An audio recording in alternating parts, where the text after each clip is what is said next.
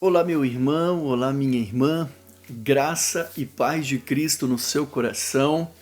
Meu nome é Marcos, seja muito bem-vindo aqui a mais um vídeo de estudo bíblico aqui no canal do Peregrino.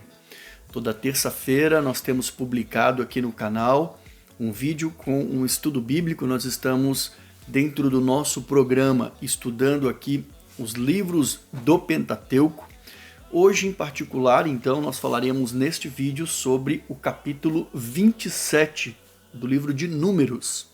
Essa aqui é a nossa 48ª aula dentro do nosso programa do Discipulado Cristão. Caso você ainda não conheça aqui o nosso programa, eu deixarei um card para você aqui em cima com um link para que você possa acessar a nossa playlist. Ou então fique comigo aqui até o final, será um prazer interagir com você.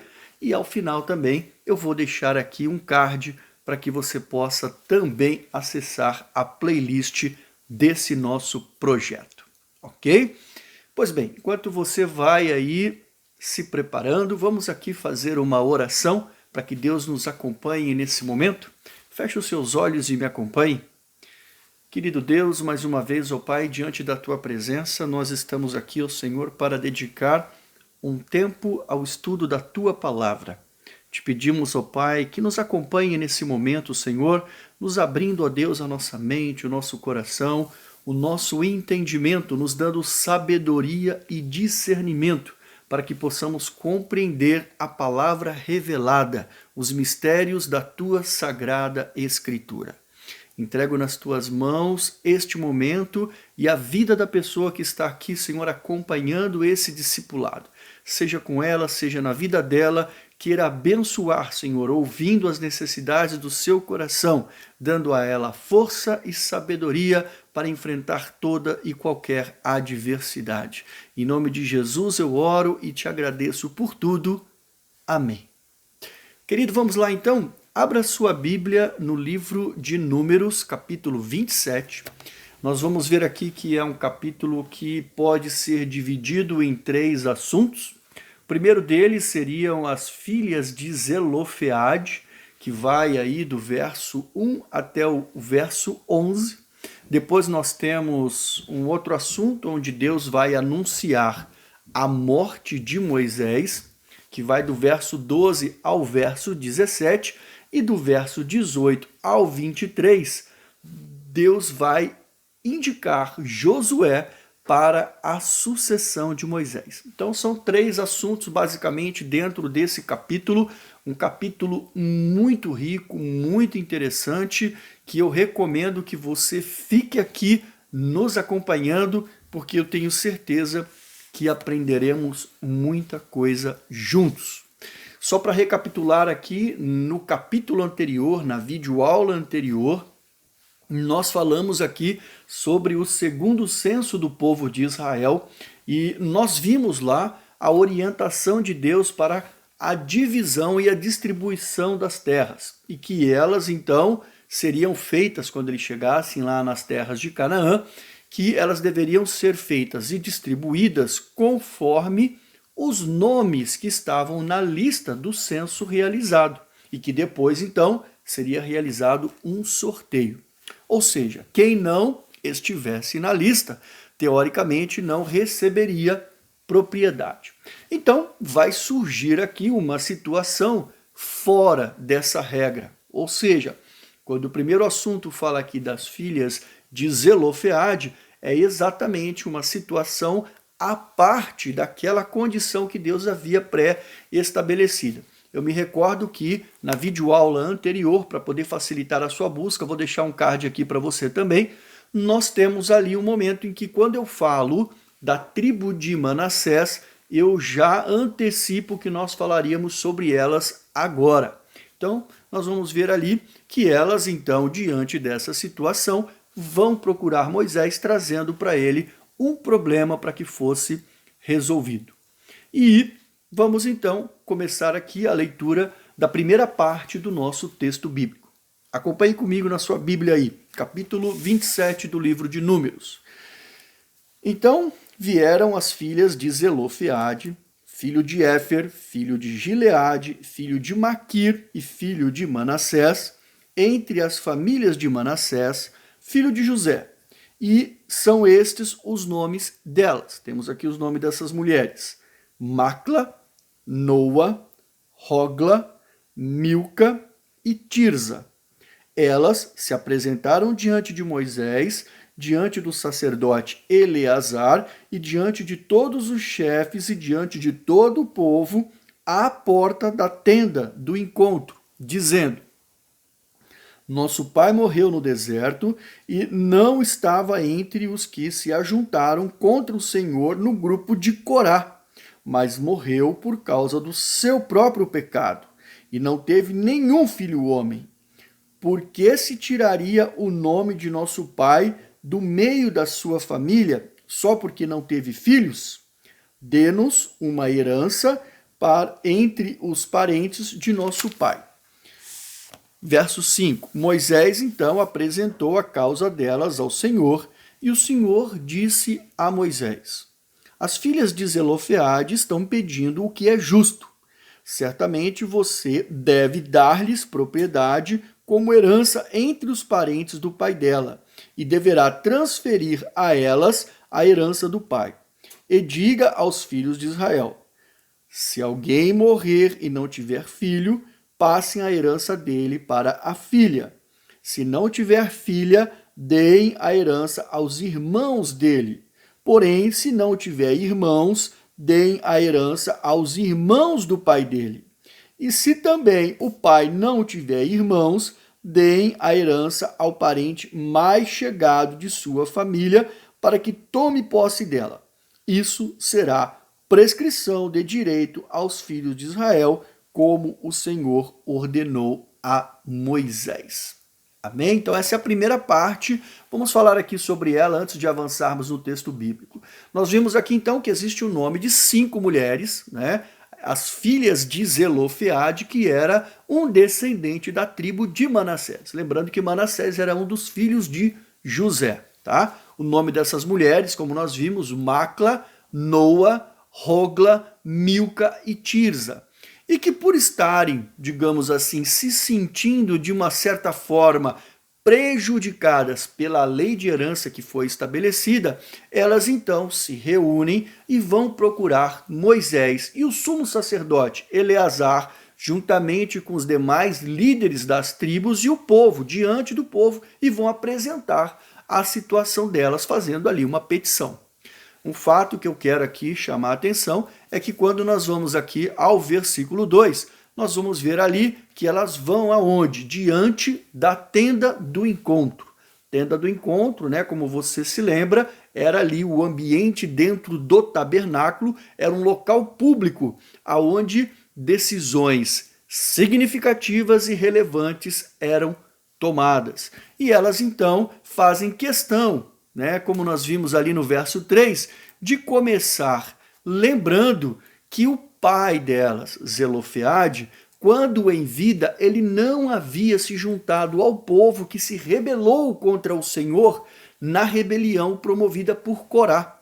Nós vimos isso lá no capítulo 16, quando nós estudamos o capítulo 16. Por que elas levantam esse ponto, né? Por que elas acendem essa luz, né? Por quê? Porque a preocupação se deve ao fato daquilo que Deus havia determinado no capítulo 15, lá no verso 30, dizendo que se qualquer pessoa de forma deliberadamente, fosse israelita ou não, se levantasse em blasfêmia contra o Senhor, seria eliminado do povo. Então a preocupação delas é o seguinte: eu preciso descaracterizar que meu pai estava nessa rebelião para poder fazer jus, direito à terra de herança, tá certo? Porque se ele não tivesse na rebelião, então ele não seria eliminado do povo. Então, elas já usam essa justificativa para garantir que o seu pai não havia sido eliminado por blasfemar contra Deus. Mas elas não deixam de reconhecer que ele havia morrido por conta do seu próprio pecado. E o que elas estão se referindo? Então elas estão se referindo ao texto lá do capítulo 13, quando, por uma escolha pessoal, né, aquela primeira geração que saiu do Egito, juntou-se aqueles 10 espias que trouxeram um relatório ruim, um prospecto negativo da entrada na Terra Prometida, que desencadeou no povo uma insegurança, uma incredulidade, e aquela geração, então, por um castigo de Deus, eles foram condenados a morrer pelo deserto, sendo que, inclusive, né, foi por esse motivo que o povo ficou peregrinando 40 anos para que desse tempo de toda aquela geração morrer e só entrar na Terra Prometida aquilo que Deus havia prometido. A segunda geração, os filhos daquela primeira geração, juntamente com 2 homens, que foi Josué e Caleb. Bom, então é muito interessante também aqui pontuar para você que esse aspecto delas terem trazido isso como uma ponderação fazia sentido, porque a sociedade israelita ela estava organizada de forma patriarcal e patrilinear, ou seja, o direito de propriedade ele seguia o traçado dos descendentes no sexo masculino, conforme nós vimos no capítulo anterior. E nós vimos aqui que Deus fez questão de manter, né, de seguir a distribuição nas terras de Canaã, respeitando esse mesmo princípio. Então elas decidem procurar Moisés para perguntar como ficaria a situação delas, uma vez que o pai havia morrido e elas não tinham irmãos. Bom, nós vimos então aqui que isso se desenvolveu entre os versos 5 e 11, né? E que Moisés, então, por não ter uma resposta, por se tratar de uma situação excepcional, que fugia totalmente à regra que Deus havia estabelecido, ele foi consultar a quem? Bom, nada mais e nada menos do que quem criou a regra, que foi o nosso Deus, né? E eu acredito, né, que dessa situação nós podemos aqui extrair bons ensinamentos para a nossa vida. Muitas das vezes Deus nos dá uma regra para seguir, né? Um mandamento, algo que, por exemplo, ele define no particular entre você e ele. E aí, quando você se vê diante de uma situação excepcional, a pergunta é: em quem você tem ido consultar? A quem você tem ido consultar?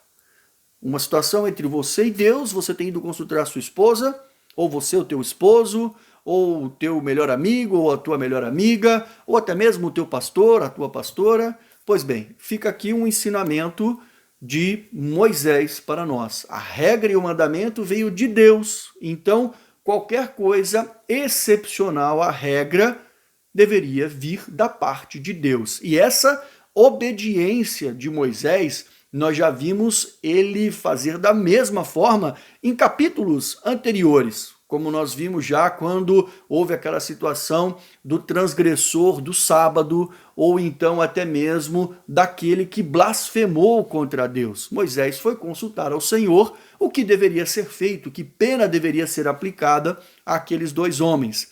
Então, nessa condição, eu acho que fica aqui para nós um grande exemplo de aprendermos com a postura de obediência e submissão de Moisés.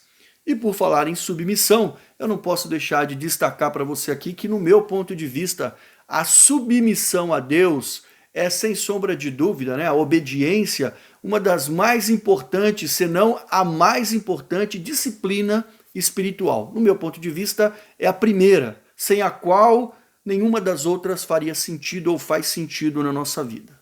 Ok? Então fica aí uma dica para você. Você concorda com isso ou não? Deixa aí a tua opinião nos comentários, mas assim que eu consigo enxergar e aprender com essa postura de Moisés. E aí nós vamos ver então que diante da consulta que Moisés fez, o Senhor vai responder a ele trazendo uma solução. E qual é a solução? Nós vamos ler aqui, está ali entre os versos 8 e os versos 11. Se alguém morrer e não tiver filho, né, passem a herança dele para a sua filha. Ou seja, Deus aqui estava validando, então, passar a herança para as filhas de Zelofeade. Se porventura não tiver filha, no caso de não ter filha, deem a herança aos irmãos dele. Se porventura não tiver irmãos, dê a herança aos irmãos do pai dele, aos tios por parte de pai.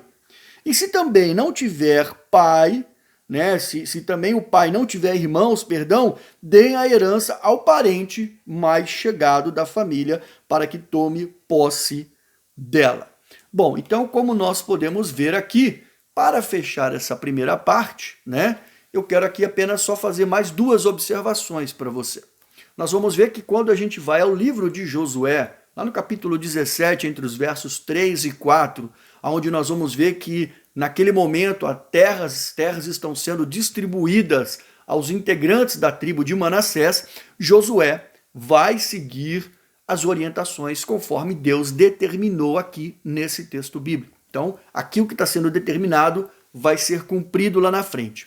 E aqui nós vimos então que Deus aperfeiçoou a lei das heranças, definindo regras para essa situação excepcional. E aí eu quero já chamar aqui a tua atenção como um segundo ponto a observar para encerrarmos essa primeira parte, que a lei da herança, essa lei da herança, ela voltará a ser aprimorada lá no capítulo 36, quando nós vamos ver ali que nós falaremos sobre o casamento das herdeiras, tá certo? Inclusive eu já tenho um vídeo gravado aqui onde eu falo sobre a questão da mistura das raças no povo de Israel. Esse tema inclusive foi trazido, questionado por uma das participantes do nosso discipulado, e aí eu fiz um vídeo específico falando desse assunto e o capítulo 36 ele é abordado nesse vídeo. Eu vou deixar um card aqui para facilitar a sua busca, para que você possa ir lá, caso você queira entender um pouco mais sobre esse assunto. E dessa forma, então, nós encerramos aqui a primeira parte. A segunda e a terceira parte eu vou juntar as duas aqui. Nós vamos ver aqui que nós vamos falar, então, sobre o momento em que Deus anuncia a morte de Moisés e já define Josué, designa Josué como o sucessor de Moisés, tá certo? Então vamos ver aqui o que diz o texto bíblico, lá no verso 12. Depois o Senhor disse a Moisés: suba a este monte Abarim e veja a terra que dei aos filhos de Israel. E depois de a ter visto, você também será reunido ao seu povo, assim como já aconteceu com o seu irmão Arão. Deus está dizendo aqui para Moisés: você vai morrer com o seu povo lá, como já aconteceu com Arão, tá certo? Porque lá no deserto de Zim, quando a congregação discutia comigo, vocês foram rebeldes ao meu mandado de me santificar nas águas diante dos olhos do povo. São essas as águas de Meribá, de Cádiz, lá no deserto de Zim. Então, Moisés disse ao Senhor: que o Senhor, autor e conservador de toda a vida, ponha um homem sobre esta congregação, que saia adiante deles, que entre adiante deles e que os faça sair e os faça entrar para a congregação do Senhor, para que a congregação do Senhor não seja como uma ovelha que não tem pastor. Josué então é designado sucessor de Moisés. Vamos agora ao verso 18. E o Senhor disse a Moisés: chame Josué, filho de Num, homem em quem há o Espírito, e imponha as mãos sobre ele. Apresente-o ao sacerdote Eleazar e a toda a congregação, e à vista de todos, transmita-lhes as suas ordens. Ponha sobre ele uma parte de sua autoridade, para que toda a congregação dos filhos de Israel obedeça a ele. Josué deverá se apresentar diante de Eleazar, o sacerdote, o qual por ele consultará o Senhor, de acordo com o juízo do Urim. Segundo a palavra do sacerdote, sairão, e segundo a sua palavra, entrarão ele e todos os filhos de Israel, com ele e toda a congregação. Moisés fez como o Senhor lhe havia ordenado. Chamou Josué e o apresentou ao sacerdote Eleazar e a toda a congregação, impôs as mãos sobre ele e lhe deu as suas ordens, como o Senhor havia falado por meio de Moisés. Uau! Muito forte, né? Muito interessante isso aqui, tá? Bom, Aqui, apesar de termos lido que Deus anuncia a Moisés a sua morte, né, que ele vai morrer ali, na verdade a morte de Moisés ela vai ser narrada lá no capítulo 34 do livro de Deuteronômios. Ou seja, nós temos ainda uma jornada aqui pela frente para chegarmos até esse momento. Aqui Deus está anunciando para ele a morte dele. Nós vamos ver aqui depois, dando continuidade, é que os textos bíblicos, como eu já disse anteriormente, nós temos uma questão de variável cronológica na Bíblia aqui, tá certo? Mas vamos lá, o fato é que o povo de Israel precisaria ter uma forte liderança para entrar nas terras de Canaã. E Moisés, então, pela sua desobediência a Deus, como nós lemos aqui, conforme nós já falamos sobre isso lá no capítulo 20, no episódio das águas de Meribá, ainda lá, né, naquela região de Cádiz, onde eles estavam, Moisés e Arão, então, por castigo de Deus, foram proibidos de entrar na terra prometida. Lembrando que Arão já havia morrido, morreu lá no Monte Hor ainda mesmo, quando eles estavam lá na região do Negueb. Nós vimos isso lá no finalzinho do capítulo 20. Então, os montes aqui aonde Deus manda Moisés subir, chama-se os montes Abarim, citado aqui no verso 12, incluía o Monte Nebo, né? E de onde de lá Moisés conseguiu subir e contemplar toda a terra prometida. A gente consegue ter uma definição clara de que foi assim que aconteceu quando a gente vai ao texto de Deuteronômios, lá no capítulo 32, a partir do verso 49. Se você tiver aí curiosidade, dá um pulinho lá que você vai ver como que foi esse momento que Moisés subiu ao Monte Nebo, naquela região dos Montes Abarim, e observou, contemplou toda a terra prometida, tá? E nós vimos então que Moisés sabia que o povo de Israel travariam difíceis batalhas pela frente e que precisaria então, né, de pessoas capazes ou de alguém capaz para liderar aquele povo. E no entanto, nós vamos ver aqui mais uma vez aprendendo com Moisés que ele teve o privilégio da parte de Deus de saber, né, o momento praticamente que ele iria morrer, o momento da sua partida, mas ele não deixou aqui de demonstrar a sua preocupação, o seu zelo com a missão que Deus havia designado a ele. Ou seja, nós precisamos de alguém, Senhor, que seja capaz de conduzir esse povo para que eles não venham a ficar, como nós vimos no verso 17, como ovelhas sem um pastor. Ou seja, apesar de toda essa preocupação, nós sabemos, como nós lemos aqui pela clareza do texto bíblico, que ele também tinha confiança em Deus, que Deus escolheria alguém que fosse capaz de executar essa missão. E aí a gente vai ver então que diante de Deus, né, ele apresenta essa sua preocupação e Deus então manda ele chamar Josué, o filho de Num, e que ao longo, né, dessa jornada toda já estava acompanhando Moisés de perto, e aí então recebendo da parte, né, de Moisés toda a sua formação, toda a sua orientação, Josué já estava meio que preparado para isso. E quando Deus então manda chamá-lo, e aí nós vamos lembrar aqui também que isso reforça tudo aquilo que já desde o princípio, quando Josué foi destacado para ser um comandante do exército, na primeira batalha, logo que eles saíram do Egito, ele já vinha ali como assistente de Moisés, se destacando positivamente. E uma nota de rodapé, né? Josué, juntamente com Caleb, foi um daqueles que foram com os outros 10 espias, mas que somente esses dois voltaram da terra prometida com um relatório confiante, esperançoso, certo de que com Deus eles poderiam conquistar as terras de Canaã. Tá? E desde toda aquela primeira geração que saiu do Egito, somente Josué e Caleb foram os dois que tiveram da parte de Deus a autorização, o privilégio de entrar na terra prometida. Tá? E Deus então manda chamá-lo, e aqui nós vamos ver que Deus fala uma coisa muito linda a respeito de Josué. Né?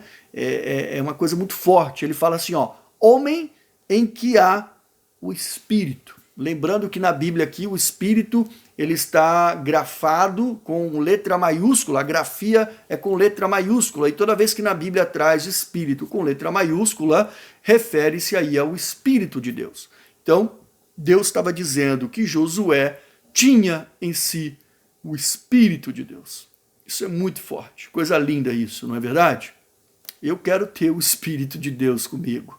Então, essa condição, ela dava credencial a Josué para que ele mantivesse com Deus um nível de relacionamento, né, em que lhe conferia sabedoria para poder, então, executar as tarefas que viriam pela frente.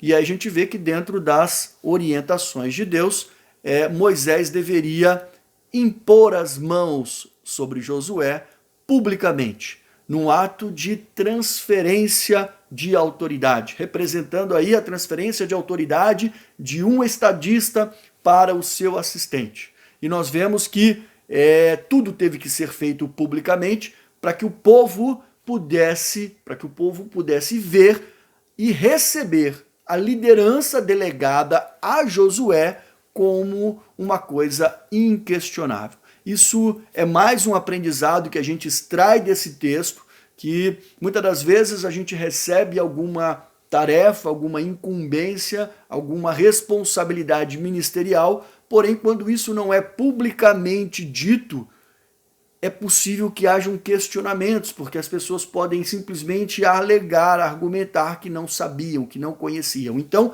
toda transferência de autoridade ministerial feita sobre a gerência que vai envolver uma liderança, é importante que seja feito publicamente, principalmente para aquelas pessoas que estarão ali dentro envolvidas no projeto, para que eles possam saber que você estará representando, que você estará respondendo, que você terá autoridade e responsabilidade e liderança sobre aquele projeto. E a gente vai ver então no versos 20 e 21 que Josué vai receber parte da autoridade de Moisés. Uma das coisas, né, que a gente leu aqui também é que o que muda com tudo isso, né, com essa sucessão entre Moisés e Josué, é que exatamente o nível de relacionamento com Deus e a intimidade que existia entre Moisés e Deus e Josué e Deus vai passar a ser diferente. Deus deixa determinado aqui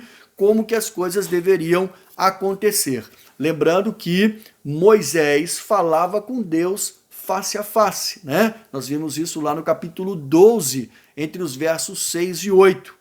Que ele tinha essa intimidade de falar com Deus face a face. Mas no caso de Josué, como nós lemos aqui, ele deveria consultar o sumo sacerdote Eleazar, para que ele então consultasse ao Senhor, e utilizando inclusive aqui, uma das poucas vezes que aparece essa palavra do juízo do Urim na Bíblia, é uma das poucas vezes aqui, ele deveria consultar a questão do uso do Urim para a resposta de Deus diante aos questionamentos de Josué. Ou seja, aqui Deus está posicionando aquilo que ele desenhou lá atrás, quando ele instituiu a função do sumo sacerdócio, né? Ou seja, as missões agora ficariam definitivamente divididas entre a liderança militar da liderança espiritual, a liderança do povo da liderança espiritual.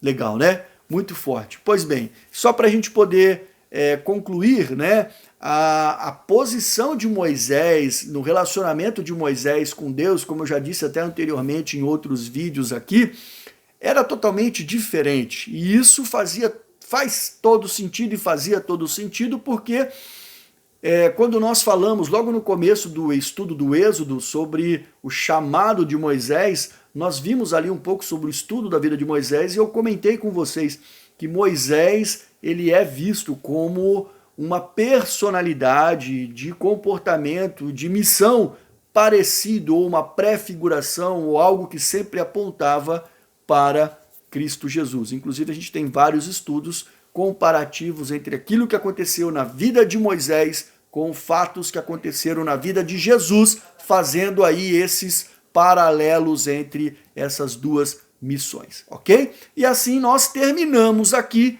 esse capítulo. Meu desejo é que esse conteúdo possa, de alguma forma, ter aí acrescido conhecimento e crescimento espiritual à sua vida. E eu quero aqui novamente reforçar com você, caso você ainda não seja um inscrito aqui no canal do Peregrino, se você gostou, faz aqui a tua inscrição, ajude-nos fortalecendo esse canal. Não deixem de curtir, de compartilhar este vídeo e, claro, por favor, fiquem super à vontade de deixar aí o seu comentário. É muito importante você sinalizar a sua crítica, o seu elogio, se você tem alguma dúvida, algo a acrescentar. É sempre muito bem-vindo todo e qualquer comentário que você possa vir fazer aqui neste vídeo. Meu desejo é que Deus abençoe a tua vida rica e poderosamente. E se Deus quiser, até o nosso próximo vídeo aqui no canal do Peregrino. Fique com Deus e Deus te abençoe.